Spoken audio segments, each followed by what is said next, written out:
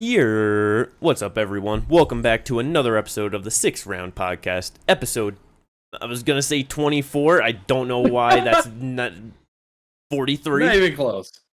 Almost had it. I had one number right. Episode 43. Let's fucking go. You know what's funnier than 24? 25. Let's go. But yeah. We got fights though. We had a shit ton of fights over this weekend. Yes.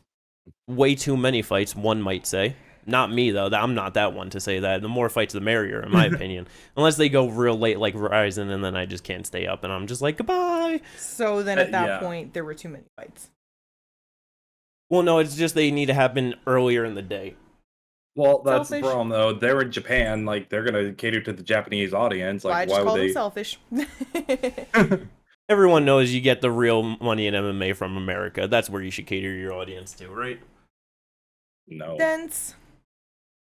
Let's go. But speaking of America and fights, we had a UFC card.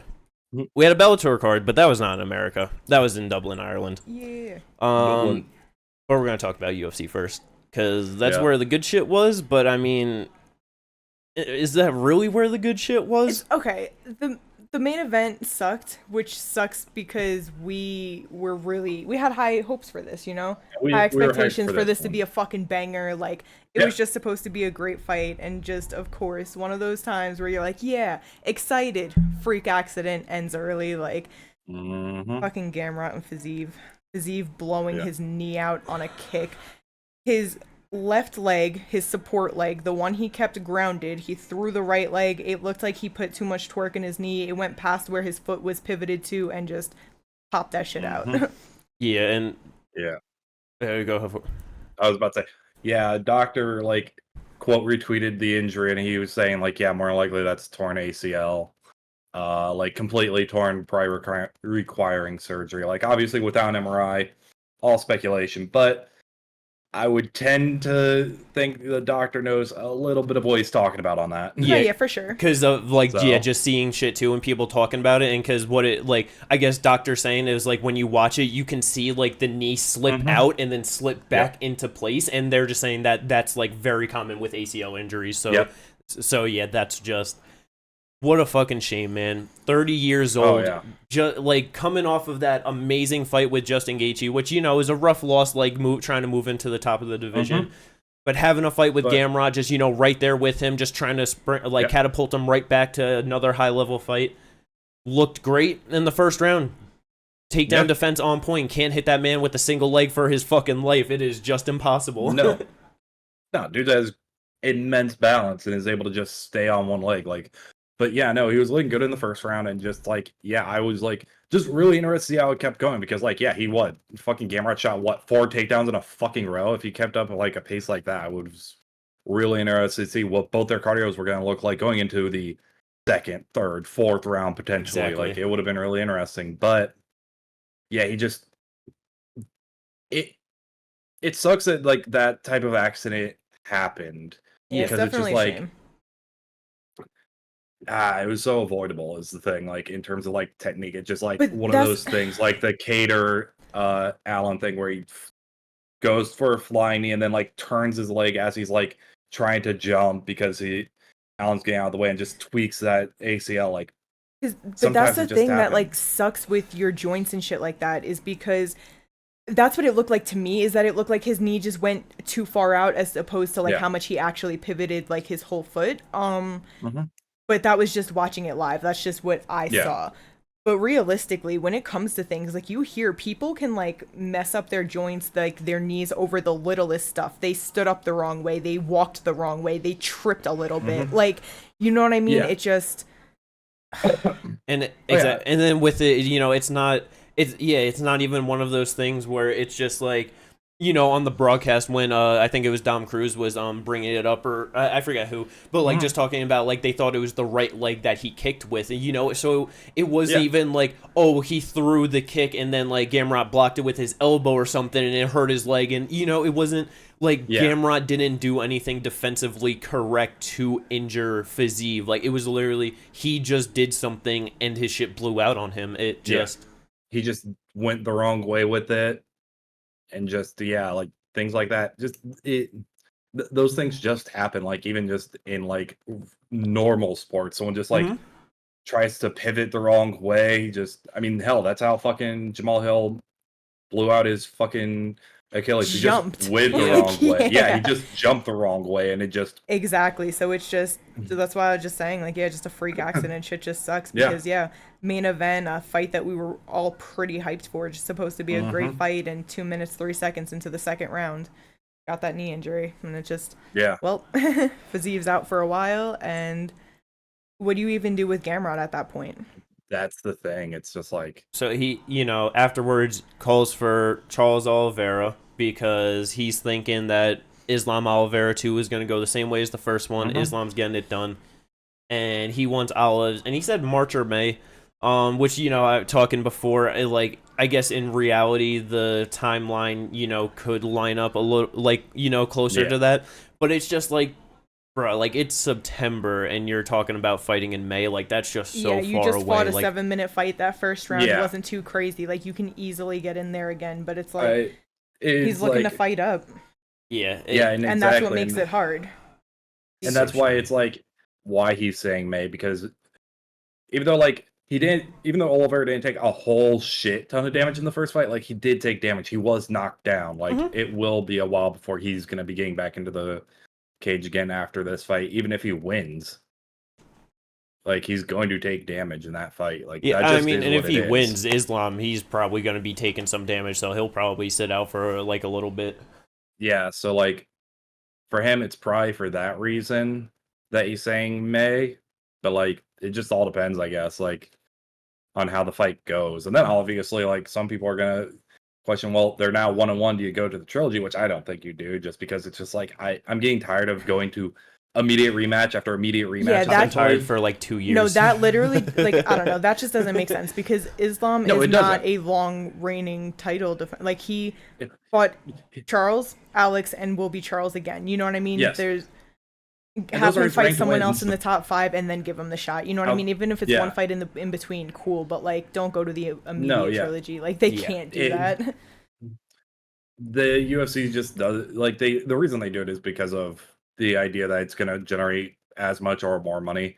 They want to they essentially want to guarantee that they're going to make the most money. It just, in terms of the meritocracy, it doesn't make sense, and that's the reason I'm like, I really wish there was like they wouldn't go to it. Do you also think a part of Gamrot much rather Oliveira lose than Islam? Hell yeah. Yes. Although he did say he is the best wrestler in the 155-pound division, so I don't know. That's just been proven to be false. No, I know. Like, he says it. Like, I'm just saying he says it. I did not. I'm not hear saying him say that at all. That's like, dude. I'm not saying it's true. I'm just saying he put that out there. But it's also like, that's just such a crazy thought to me that, like, of seeing Charles, well, I mean, I don't know, I guess he did lose to Islam, and like, just looking at the two of them, but it's like, neither of them are an easy fight. To just sit there talking about he wants him, it's like, he's beaten everybody else in the top 5, and then if he beats Islam, he has officially beaten everybody. Yeah. And like, if he beats him in like good fashion too. Yeah, and it's like, to be fair, like, in reality, either way that fight goes, if he gets the loser, more than likely his next fight is going to be the winner anyway, you know what I mean? So it's just I would have just called out the champ. I think the only reason he didn't call for the championship fight is because we all know Gaethje's next. Yeah. Like, Gaethje is fighting for the title next, like, after this, no matter what, I feel like. He definitely understands that too, for sure. So, but yeah, so, I mean, it just sucks. It's like, yeah, it's everything we've been saying. It just, not at all the way that we wanted it to go. No. But from a not so great fight to a pretty damn good fight, and also another fight where I didn't expect it to go this way at all. boy, was I fucking wrong. I thought this was gonna. I mean, in the way that it ended, I ended up being right. But how we got there, well, that was a far different path. Bryce Mitchell, Thug Nasty, gets the unanimous decision win over Dan Ige. That was a rough one, though. I'm wondering, like, what you thought was going to happen. Like, I'm just curious, like, what your expectations were. Like, that was this Bryce would take him down much easier.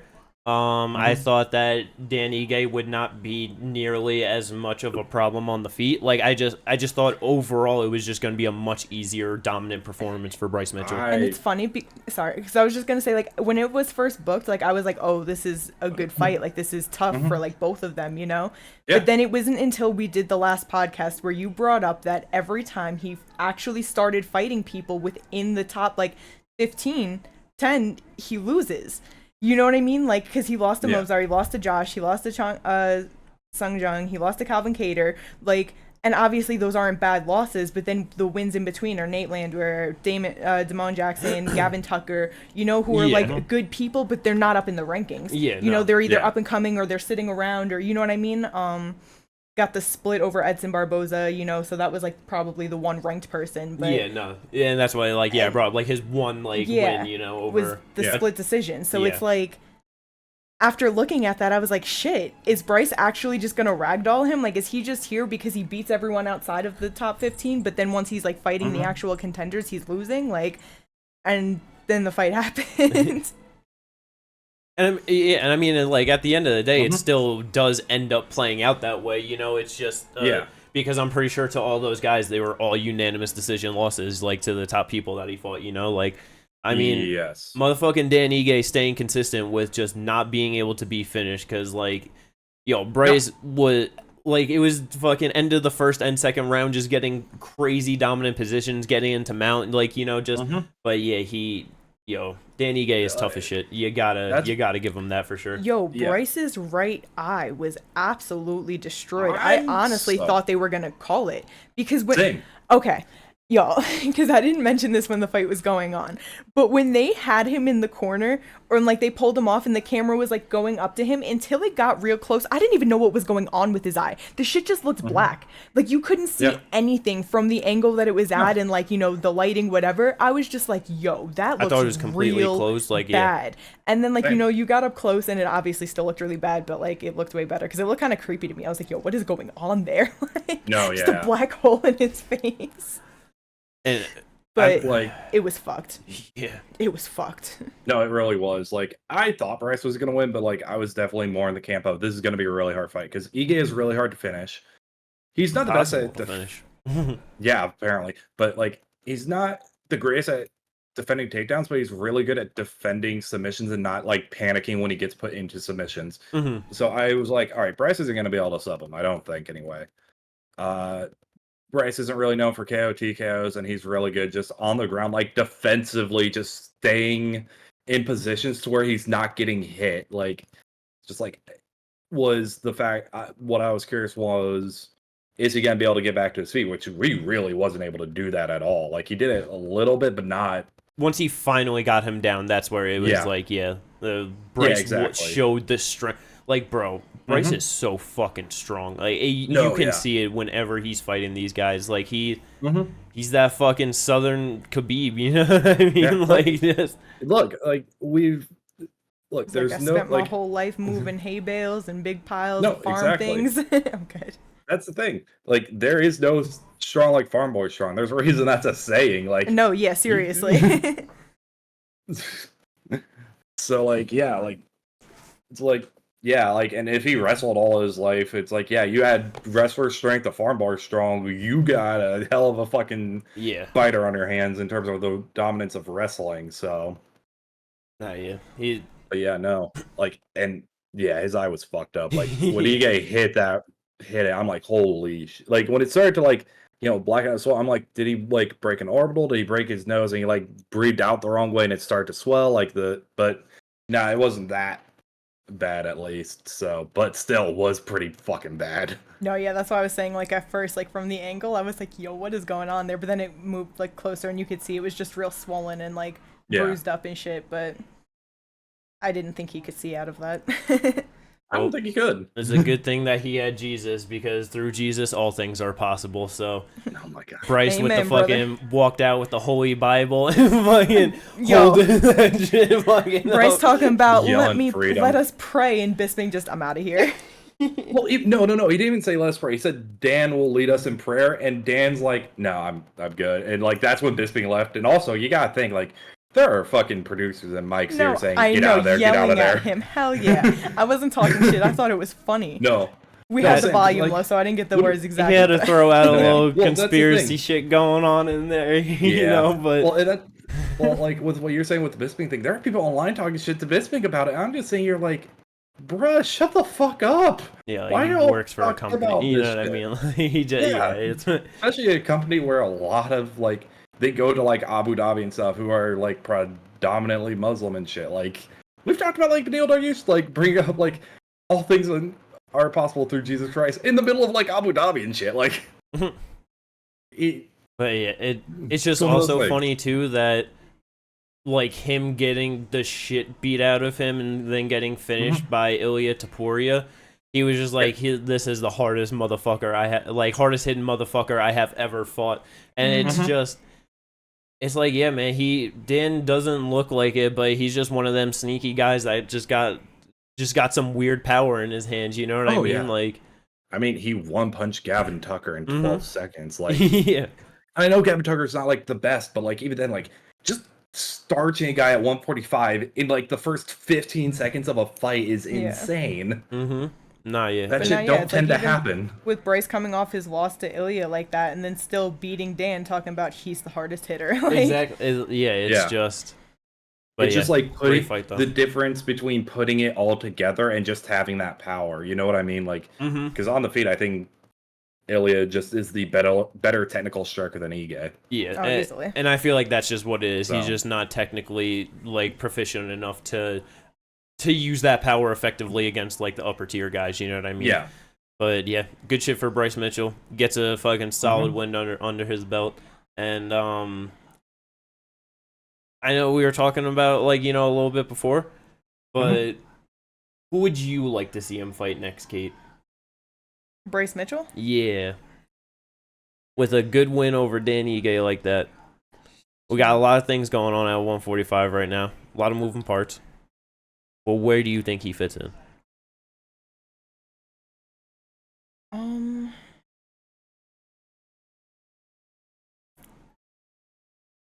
It's kind of hard. I just think it's hard because, like, I don't think it's going to be a jump up into the top 5, especially with him losing to Ilya in his last fight and Ilya being 5. I don't really know what's going on with Josh right now. Well, and Calvin Cater's been out for a while. Yeah, so Calvin Cater wanted to return the first quarter of 2024. Yeah. And versus Cater? That's what I was thinking, honestly. I was about to say, I think all of us had that same opinion, because I brought it up right before this when I was streaming. Go check me out on Twitch. But no, like, that's the thing. Calvin Cater is a lot better of a technical striker than Ige. And his takedown defense is really good. 91% takedown defense. Like, so this is going to be a hard fight for Bryce, but it's a fight he needs to have, because it's either that or, like, if he's not fighting top 5, he's either going to be fighting him or Movzar, which Movzar to me doesn't make sense. He should be fighting up. Yeah. Or I guess Giga Chikadze. But Giga Chikadze should probably... I could see that fight, I guess, happening. But I personally prefer the Cater fight. Yeah. I think it's a really interesting matchup, especially considering like how good Cater's just straight up fundamental boxing is. Yeah, I would absolutely love that fight. That would just absolutely guaranteed to be a great fight. Because yeah, just, you know, talking fucking Movzar one's Max Holloway, but like he's not getting that. And then so, you know, with just both of them, like, yeah, just saying I don't think that they should fight each other. Movzar should get a like fight up too, and I'd love to see him fight Arnold Allen, honestly. I feel like that would just be like a hard test for both of them. So, I was about to say, like, and honestly, like, yeah, no, it just makes more sense to do it that way. Anyway, like, you could flip those, but I think the way we just set out is the better way to do it. Yeah, for sure. And yeah, 145 is good. They just gotta They just gotta match make it so the fucking guys coming up can like just stop having them fight like so near each other, and you gotta let them try and get those big step ups. Gotta get these fights moving. But yeah, I was about to say the next featherweight matchup is Sadiq and Edson. Yep. If I'm remembering right. Yep. So that'll be an interesting one. Whoever wins that's going to be fighting up as well. Sadiq wins and we get him versus Josh Emmett. I mean, that's possible. That would be a great fight. But yeah, that would be. 145 is amazing right now. Yeah. Going into the featured bout, which oh my god, I was absolutely wrong. Yeah, I this main card did not play out how I thought it would. But motherfucking Marina Rodriguez just beat the living shit out of Michelle Waterson-Gomez. Yeah. I just kind of felt bad for Michelle throughout that entire fight. No, me too, because it been easily stopped in the first. That's what I was gonna say. Easily could have been stopped in the first. Somehow made it to the second, and 2 minutes 42 seconds in. Like, I don't know how it went that long. Yeah. Just the elbows and knees. She just put on an absolute Muay Thai clinic over her. Like, it just... Hell yeah. I mean, I meant to look this up, but I didn't. But I wouldn't doubt that Marina threw more elbows and knees than she did punches. There's no way there's no way, or at least more elbows. It's gonna be close. Can you even look that up? Not like exactly like that, but the best thing that I can think to do is, so she landed 53% of her strikes in the clinch compared to 30% at distance. Yeah. So we could basically say that almost all of those were elbows and knees, and yes. So yeah. Like, seriously, it was crazy. And then the strikes were 53% also to the head. So I feel like most 70 to 13 though. I was about to say, when someone's landing at a 53% clip, even if it's in the clinch, like... Well, because overall, her significant strike percentage, she landed at a 68% clip. That's what I mean. Like, a 68% clip, it's like... strikes out of 90 total strikes. That's insane. Like, when you... Those 30 were the punches. Fight, those, like, that fight should have been stopped in the first. Like, holy fucking shit. Like, yeah, she was, like... still like, but she was getting absolutely fucking mauled. There were multiple times that she was just covering up, just getting beat around, and easily could have got stopped. Easily. 51 to 10 were the significant strike numbers in round one. Yeah, I figured it would be a huge disparity. 51 to 10. Just cutting her up like that. Yeah. I was about to say, after the first round, it looked like Michelle Waterson-Gomez looked like she had gone through a 3-round war. Yeah. Like, that's how bad it was. Yeah. And by the end of it, Marina didn't even look like she was in a fight. Didn't even look like she stepped in there yet. What a way to win the rematch. Like, that was just vicious. Yeah, got the decision the first time, and just an absolute, like you said, vicious beating the second. I think it's very safe to say at this point that Michelle should just retire. Because it's like, she lost the decision in the first one, clearly lost it, but it's like her ability to just, like, I don't know, like, distance management, moving around, staying safe, because that's what she's always done. She's just, like, her nickname's the Karate Hottie. She's, like, a karate point fighter, so, like, she's going to use long kicks, long punches, stay on the outside, and just try and touch and not get touched, but... And that's the thing. She's now on a 4-fight losing streak. Yep. She's 1 for 6 in her last 7. The one win being Angela Hill that we all, like that prize should have went to Angela Hill. Like, she could easily have just been on, like, a 7-fight losing streak. Like, it's 37 years old. It's probably time. And going to, like, the rankings, like, there's no one in, like, she's ranked number 12. She's gonna go down after this, and, like, 14 and 15 are Loopy, who's coming up. And then, Karolina Kowalkiewicz, who also is probably close to the end of her career as well. Yeah, I mean, that's... So... it's like I know she's 12 and lost to 8, but it's like with just where if she doesn't retire, I just even feel like just kind of pull her out the rankings. You know what I mean? Yeah. Like I really just wouldn't have a problem with that at all. No, yeah, exactly. Like she's 6-8 right now in the UFC. It's like it's just sad at this point. Like after this last one, you know what I mean? And like you said, 37 years old, just no reason to keep doing that. Yeah, pull her out. I mean, yeah, and then with Marina Rodriguez, amazing win for her to secure her spot in the top 10. I'm just just looking. I'm wondering where you could possibly go with her. I don't think she fights up at the moment. Yeah, that's kind of what I was thinking. Maybe you give her just like a tough test in Tabitha Ricci coming up. Yep. I feel like that would be a pretty solid fight. Yeah. Yeah, that's kind of the problem right now as I'm looking at like it's just like for like just the bottom of that division, like specifically like the person coming up in the loopy, like where does she end up fighting at? You know what I mean? Like who does she end up fighting? Because she needs to be fighting someone above her, but it's like who? Luana. You know what I mean? Luana Pineda. I don't think she has a fight lined up. Not that I know of, at least. It's just, to like get her up in like the rankings, something like that, you know what I mean? I don't think that would be a bad one at all. But yeah. Motherfucking Marina still holding tight. Great fucking win. Oh, this one though. My boy. He changed his nickname. I'm very sad about that. No longer rocking the Pooh Bear. I don't understand. Why would you ever want to change your nickname from the Pooh Bear? But Brian Battle gets the second round submission, rear naked choke over AJ Fletcher. The short arms did not prevail for AJ. No. Just wasn't. I mean, honestly, he dropped him in the first. I was gonna say, yeah, he was landing real good in the first round. Yeah, but them 67-inch arms at 170 not doing him too well in the UFC. No. Now 1-3.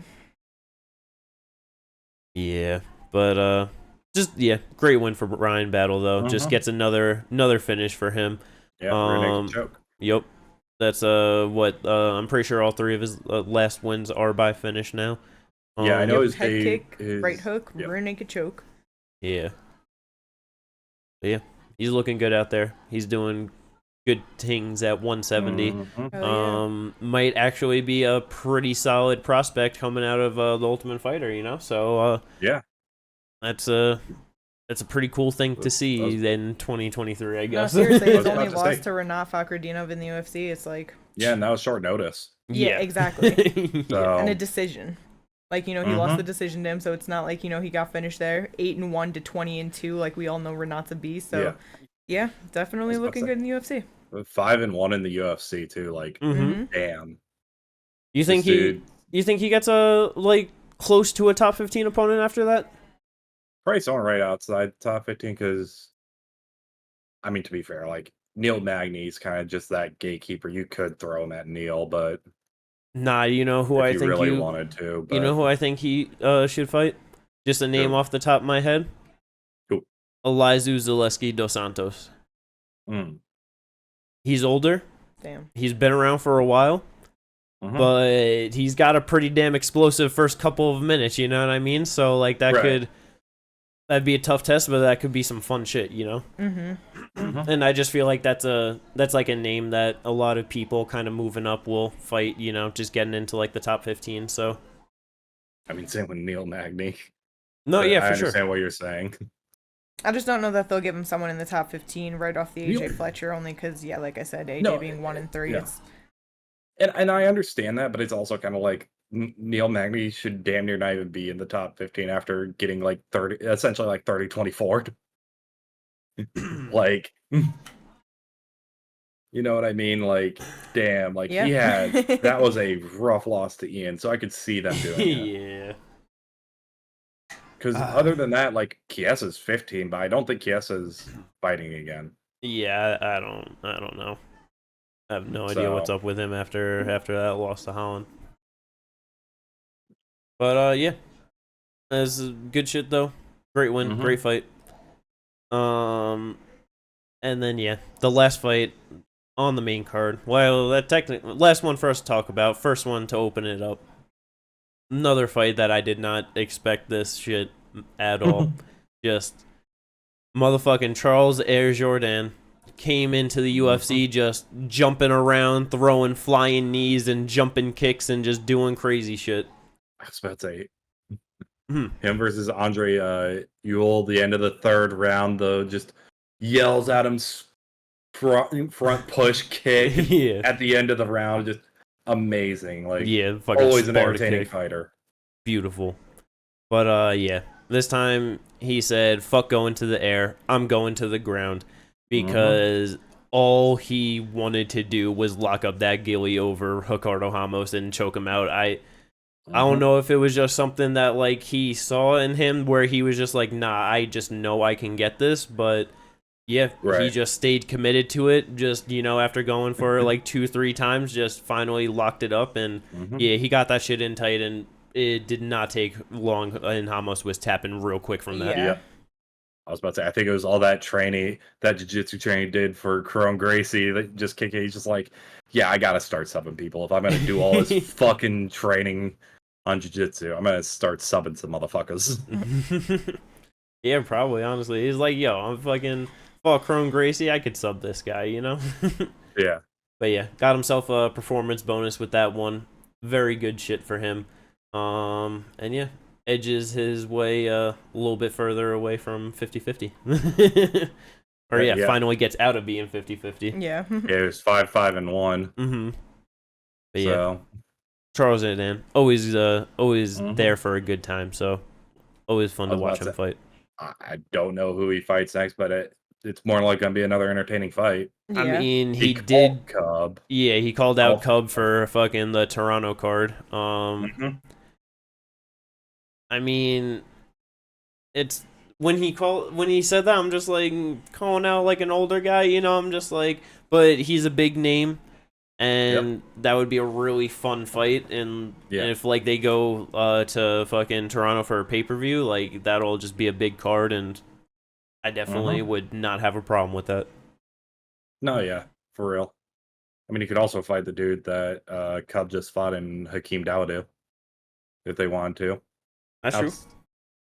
And that'd also be a fun fight. Like, I think the Cub's probably a more fun fight than that. Yeah, that is. Yeah. It all depends on if Cubs came back in there at that time or not, No, yeah. We'll have to see. But that's the main card from the Apex. Usually Apex cards, not as good, but this one overall was pretty good fun. It really was. Other than just the main event, just adding a real damper at the end, it's just always sucks when it's the main event, because it's like, that's just the end of it, that's how it wraps it all up, and it's like almost always the one you're most excited for. Yeah. It basically just leaves a bad aftertaste, just, this was really good. But the prelims, they were just about as wacky and all over the place as we thought it was gonna be going into it. I don't know, I thought you were gonna say the first two fights were not great at all, as we kind of thought. But other than those, where do you guys want to start at? There's only one to really talk about. Tim Means and Andre Fiallo. Yeah. That's not where I thought you were going to start. We have to. That was the only... That was amazing. That was fucking amazing. Fight. Okay, there was a lot of other shit that went on in there, but I just feel like we have to start with that. That's I'm fair. Sorry. No, that's fine. I was about to say, and that earned Fight of the Night. Yeah, because it deserved it. It deserved it. Oh my god, bro. Tim Means is. I love watching Tim Means. And actually, how old is he? 38, 39? Yeah. Just still out here doing the damn thing, just beating the shit out of Andre touching him up and hurting him, but the Dirty Bird coming back and just finishing him in the third round. But yeah, bro, those the whole fight itself was just wild. Them just swinging at each other, the knees. Fucking Tim Means hit Andre Fiallo with a knee in the first round that stunned and dropped him bad. It was perfect. Yes. Knee landed right here on the jaw just as he's going down. Nah.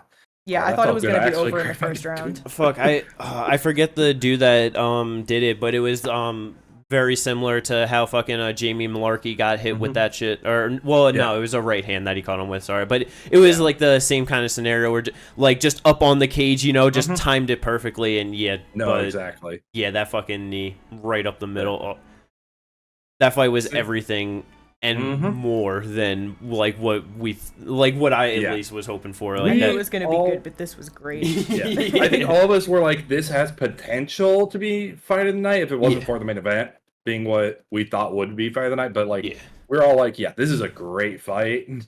Could be fight of the night. But just great fight. And Tim Means fights at 170. Brian Battle fights at 170. Timelines might match up. I mean, that would be a fun. I wouldn't mind that at all. Yeah. But Means first knockout since the Ultimate Fighter. Yeah, I had a feeling. I really 2018. When Fialio's been knocked out in his last 3 fights, like we all had knockout. Now you having it in the third was crazy. I thought it was gonna be the second. Thank you. Just because I'm like, he's not getting him out in the first. And then he almost got him out in the first, to be fair. Yeah, he did. Cause he almost got him out in all 3 rounds. Yeah, because he got the knockdown in the first round, knockdown in the third round. But overall, scored the 2 knockdowns, 104 significant strikes to 51, in favor of Tim Means. No, and there was like it was showing this, the stats during the fight. And at one point he had like 81 strikes landed to the head, like 40 to the body, but only like 10 to the legs, and it's just like, god damn, he is putting a beating on Fialio. Like, Fialio's throwing back, but man. Yeah, targeted 62% to the head, 29 body, 7% to the legs. So he was looking to get fucking, or sorry, that was Fialio. That was but I mean basically same shit for Tim Means. 63% to the head, 31 to the body, 4 to the leg. So slightly more to the head and body, and just a little less to the leg. But that was just beautiful work for the fucking old vet and the Dirty Bird. God damn, that was just I love that nickname, the Dirty Bird. I just love it. It really is just such a good one. Just I don't know, just who he is, how he looks, and everything. It just fits him so well. Like, very soothing. The style that he fights, it just fits. Like, but that was a great fight though. You want to move on to another good fight, or do you want to move on to some dog shit or some bullshit? You want dog shit or bullshit? Let's go dog shit. Oh my god. We'll go with some bullshit dog shit because Cody Brundage got himself a DQ win over Jacob Malkoun. Oh my god. That's the one I wanted to talk about. That's fair enough. That one elbow to the back of the head breaks his 3-fight losing streak. Let's go. Yeah. I was really hoping that Malkoun was going to get that first round finish over him. But he finished himself in the first round. So, I don't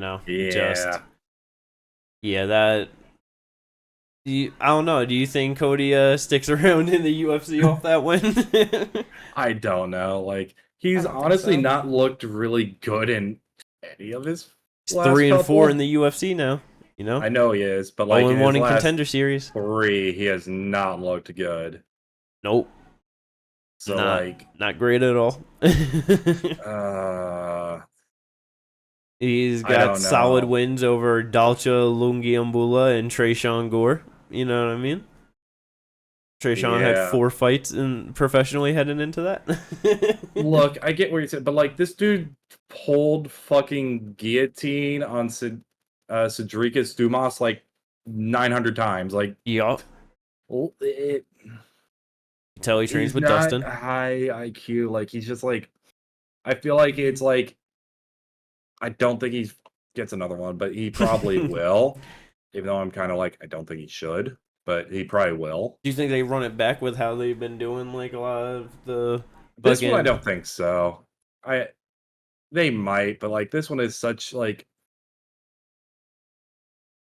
it's not a fun matchup. It's not a great matchup. I don't want them to run it back. I really don't want them to run it back, but like yeah, they could. But I would care as much for the run back as I did when I saw this fight on this card. Like, let's go. You know what I mean? Nah, I don't. You should just cut Cody, honestly. I'd be fine with that. Like I said, I'd be fine with that too. Like, we'll probably see him back when he's like 32 anyway. So. Yeah, I was about to say, like, get a little bit more on the regional and then come back. Like, I'd be fine with that. But someone else that I'm not too sure if they're going to be sticking around much longer either. Jake Collier.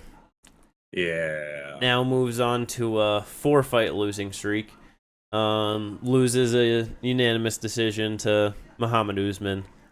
Yeah. He was looking good early.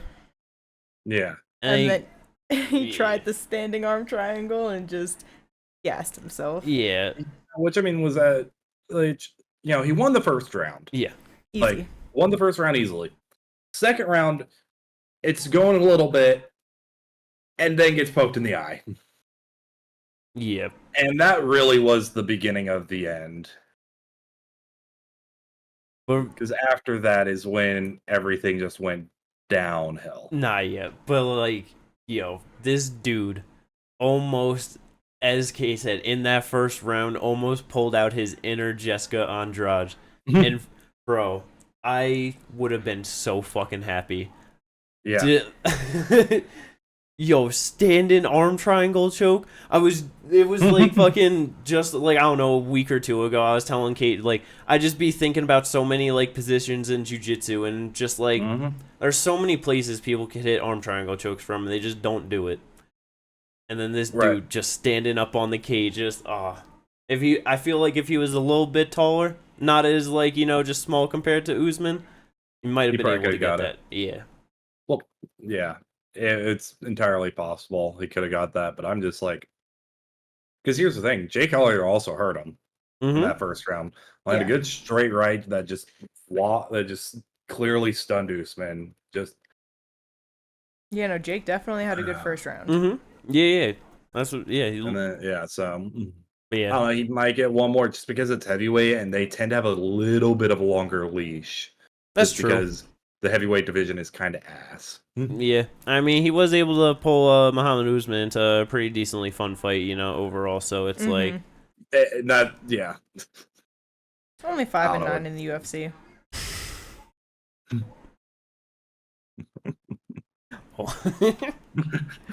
They'll give him more time. They'll give him one more. It's like, no, if you double your losses, you're out. Heavyweight, you baby. need a win. Oh man, but yeah, it's insane that this dude used to fight at middleweight. Yeah. Oh.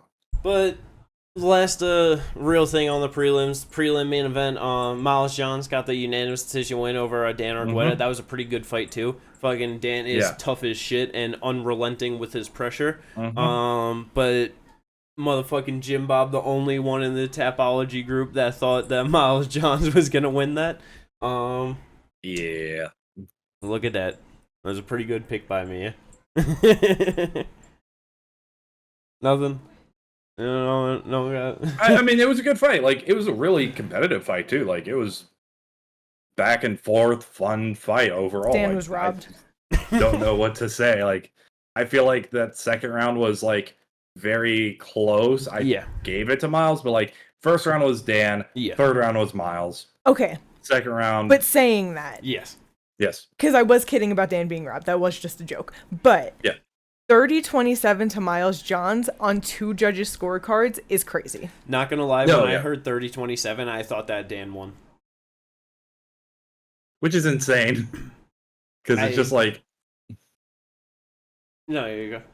No, yeah, it's just insane. Because like, if they had scored at 30-27, Dan, like, that third round was not even close. In my opinion. Like, it was obviously Miles. Like... Yeah, but like, he was hurting Dan all over the place. The first round was also clearly Dan, and I was just like, I just didn't know what grappling or what, like, 30-27. That was just I was not expecting to hear that. Yeah, that's a bad Miles scorecard. Johns at all. That was a bad scorecard. Those were bad scorecards in terms of like the first round being scored for Miles, but it was a good fight. Like, most of the time when something like that happens, like if they at least get the right person, I'm not that mad, because even then it would have been 29-28 Johns. Like, no, if they had scored it the other way, so it's like it's not that bad. Like. No, yeah, for sure. Not the worst. Definitely not the biggest deal, but it was just like, damn, no, exactly. That's kind of crazy. Yeah. But yeah, good fight, good card overall. Motherfucking Apex, always running consistent with them. Oh, motherfucker! Goodbye. I smacked my mouse off my table. That's kind of the thing. You never know what you're gonna get with an Apex card. It could be good. It could be shit. Yeah, very true.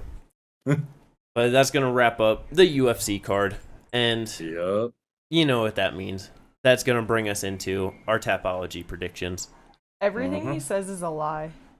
We didn't do Tapology this week. Well, that's just a lie. I know, Jimmy's lying. Motherfucking Jim Bob. Look at that. Starting to run on a 2-fight win streak. Let's fucking go. Jim Bob #1. Yeah. Broke my 6-week streak talking about 2 count of 2. I know. What weeks. You've had an 11? You've had an 11-week run and a 6-week run so far this year? Hey. So all I'm saying is that this is the start of something new. All right. All right, Mr. High School Musical. All right, Zac Efron. But yeah, no. But yeah, no. I mean, at least with this week, it was very fucking close. I guess that is where that's from, huh? Oh, that's really funny. But yeah, Jim Bob, first place, second overall in the group. We all got 7 fights right. Yup. It just came down to your 1 decision and 1 perfect. Well, I got 1 more decision and 1 more perfect. You know, I got 3 decisions in the perfect. So, you know, let's... Because calling that motherfucking 3rd round KO TKO for the Dirty Bird, that was a pretty good one. You know what I mean? Yeah, no, that was good. Yeah. Like, I just had a feeling with just him being older and stuff, and it's like, I know that Fiallo's been finished, you know, but it's like, with also Tim just not having finished anyone in like fucking 5 years, it's like... Or by KO TKO, you know, I'm just like, it'll probably take a little bit. I didn't know this knowledge. I knew the knowledge that Andre been knocked out the past 3 times. I said it's happened in first round. Yeah. And it almost did. I was in it almost did. And that's the thing. Like, I went straight up in the middle between you two. Oh my God. Like, you had the worst one, because that's where fucking Tim got hurt in the 2nd round. Yeah, like, that's where Andre did the best. Like, bruh, because then even with, I had Dan Argueta by 1st round sub. And in the 1st round, straight to the wrestling, climbed his back like a tree and was just trying to take that neck, yanked him back. I thought he had it. I was good. Yeah, I was getting real scared. And then Miles ends up turning it in and just able to reverse it, get up and shit. And like, then it was his fight, but bro. And that's why I thought that he definitely got that round. But yeah, anyway. I was about to say, when they were reading the scorecards, I was to getting that with perfect. the Argueta fight, I was like, come on, because I would have got that. Yep. I would have got that decision. That would have at least bumped me up into 2nd overall, a second between us 3. But, well, no, because I would have been down 50 points. Yeah, you would have down. No, because I had Miles Johns. Or so no, I would have been down 75 because I was about to say you would have been down 75. Yeah, so I would have straight up. I would have won. Yeah, like it was, you know, fucking. That was the fight that decided the whole thing. Kate saying that me picking fucking Miles Johns and Jake Collier, that was what was gonna secure me losing and her winning, but shit, Miles Johns pulled through for me. Let's go. Yeah. It was because you got the decision in that. Yeah, it was. Yeah. Very, I mean, yeah, because perfects and stuff, but yeah, because we were all really close, 475, 445, 430. That's what I was gonna say. It was a super tight fucking spread of points. It was a tight one. But yeah, that was I don't know. That was a good one in Tapology this week of just how it was going. But next week's gonna be interesting. First fight, we have 10 people in the fucking that did picks. All of us got 0 points for it. Second fight, all of us got 75 points Yeah. for it. It wasn't until Jake and Mo where things started to change, but yeah, Tapology was definitely fun this week. Oh, yeah. Other than that, though, we did have a Bellator card out of Dublin, as we mentioned earlier. Bellator 299. Wasn't the greatest card overall for, like, you know, just what I was paying attention to. I mean, there was a lot of finishes, like, I don't know. But it's just me not really knowing much people, you know, so it's just like the fights that was kind of watching just didn't seem like the most fun at the time, you know. But no, yeah, 100%. There's really, at least for me, two things that could be brought up. The first thing, motherfucking Johnny Eblen. This dude is a beast. Because obviously he's got the motherfucking gripples on him, you know what I mean? And with this fight, I kind of thought that it was just going to be him holding him up on the cage, taking him down like for 5 rounds, and that was just kind of going to be it. We got that for a little bit. We did. We for sure did. But the third round, he came out and was just like, I'm done with this bullshit. I've had enough of it. Just lands a right hand that just fucking sits Fabian Edwards down real bad.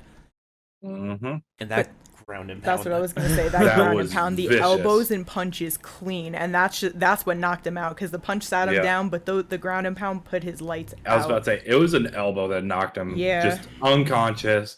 Kept throwing punches. And then as the ref came in, separate, just starts yelling at the unconscious Edwards. I remember why Eblen started yelling. Because remember, I was like, what's the beef? Because before that, you know, they're just talking, and Johnny's like, yeah, like, I'm going to show off my striking, whatever. And Edwards talking about, nah, I'm going to make him go back to his roots. He's going to panic wrestle, this, that, and the third. And so when he knocked him out like that, that's definitely why he went off. Gotcha. Caused a little in-cage mini riot. Just Fabian's brother, Leon Edwards, in there just coming out talking shit. Johnny all in his face, just, you know, getting that broken up. But afterwards, Johnny did go to the corner like, listen, my emotions were high. I'm sorry, bro. Like, there's no beef. I do want to fight you, though. But there's no beef. Like, I don't hate you. It's just, I think I'm great. I think you're great. And I want to fight you. Like, sportsmanship. And, you know, Leon, just, you're all good, bro. So everything's cool. I'd say. But it was really fun. I would like to see Eblen in the UFC middleweight division. Yeah, that would be interesting.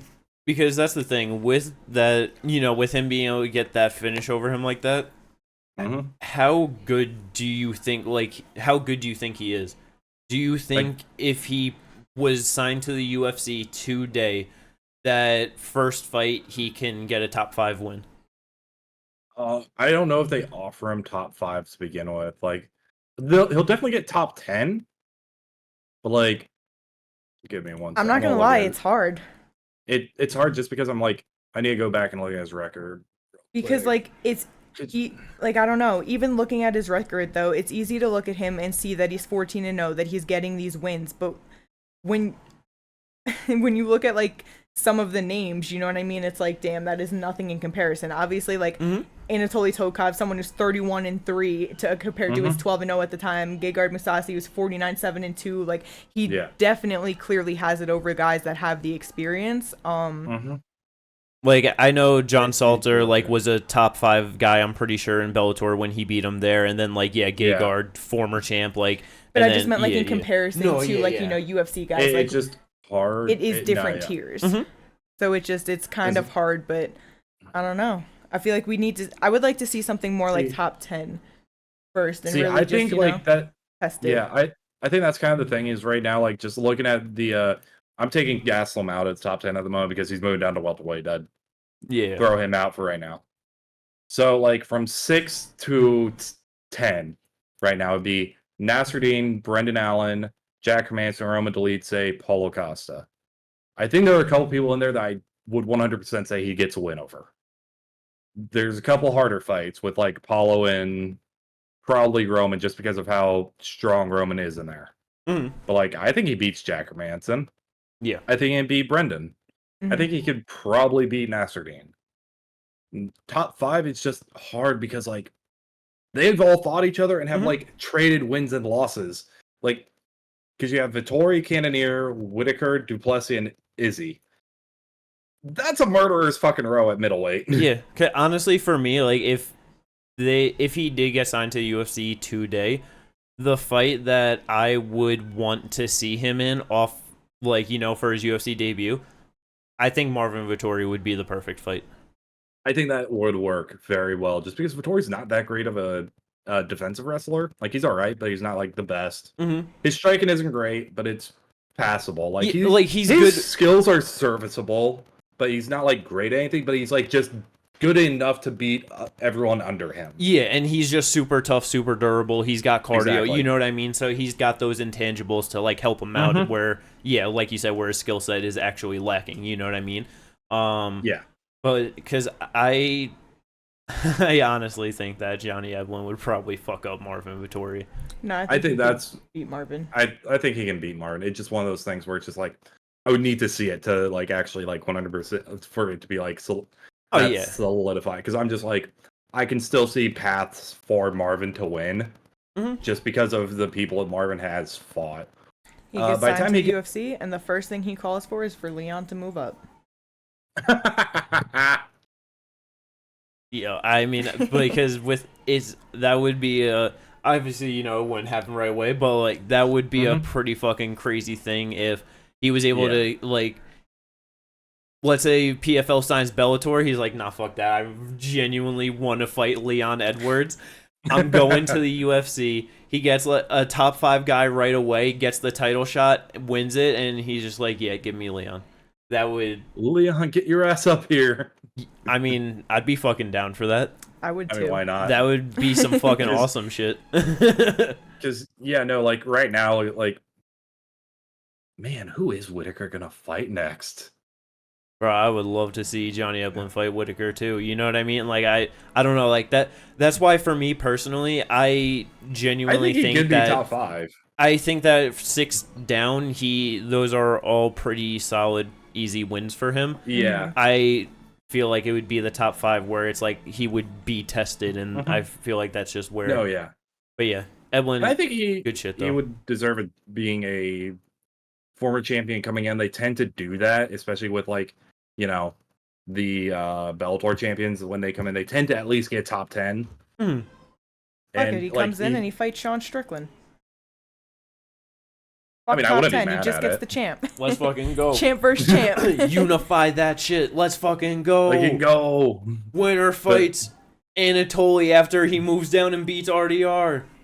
But yeah, I'm just joking because middleweight and 1 is 205, and he would never be able to make 185. He's never made 185, no.